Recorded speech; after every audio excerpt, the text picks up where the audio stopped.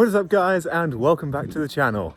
My name is Joe. If you're new here, please consider hitting that subscribe button and ringing that bell to turn on your notifications to keep up to date with all kinds of bodybuilding content right here on the channel. Well, we are back.